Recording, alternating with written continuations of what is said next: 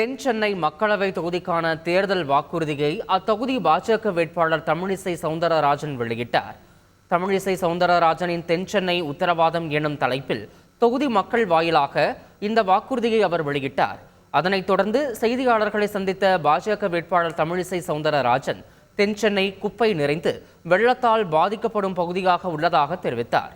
வளர்ச்சி திட்டங்களே இல்லாத தொகுதியாக தென் சென்னை இருப்பதாகவும் மத்திய அரசு திட்டங்களை கொண்டு வந்து இந்த தொகுதியை வளர்ச்சியடைந்த பகுதியாக மாற்றுவேன் எனவும் தெரிவித்தார்.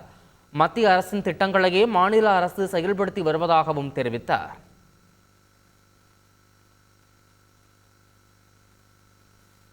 கோயிலம்பாக்கம் போயிருக்கும் பொழுது கோயிலம்பாக்கம் கால்வாய், அந்த கோயிலம்பாக்கம் கால்வாயில் ஒரு பெரியவர் சொன்னார், நாங்கள் தண்ணி ஊற்றி குளிப்போன்னு சொன்னார்.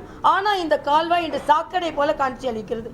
அதில் ஆகாச தாமரைகள் இருக்குது. அதை மட்டுமே அகற்றி இருந்தால் கேளம்பாக்கம், மாம்பாக்கம், மாடம்பாக்கம், பள்ளிக்கரணை இங்கே எங்கேயுமே வெள்ளம் வந்திருக்காதுன்னு சொல்கிறாங்க. ஸோ தொலைநோக்கு திட்டம் எதுவுமே இல்லை. அதனால் ஒன்று பிரச்சனைகளை தீர்ப்பது, இன்னொன்று அடிப்படை வசதிகளை அதிகரித்து ஒரு முன்னுதாரண தொகுதியாக இதை மாற்றுவது. இதுதான் இந்த தேர்தல் அறிக்கையின் நோக்கம். விஞ்ஞானபூர்வமான திட்டமோ தொலைநோக்கு திட்டமோ எந்த திட்டமும் தமிழகத்தில் மேற்கொள்ளப்படவில்லை என்பது மிக மிக கவலை அளிக்கக்கூடியது.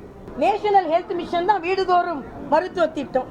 ஆக எல்லாத்தையும் ஸ்டிக்கர் ஒட்டி கொள்வதால் ஸ்டிக்கர் ஸ்டாலின் என்று முதலமைச்சருக்கு பட்டம் சூட்டினால் கூட தவறில்லை என்பதுதான் எனது கருத்து. செய்திகளை உடனுக்குடன் தெரிந்து கொள்ள உடனே சப்ஸ்கிரைப் பண்ணுங்க.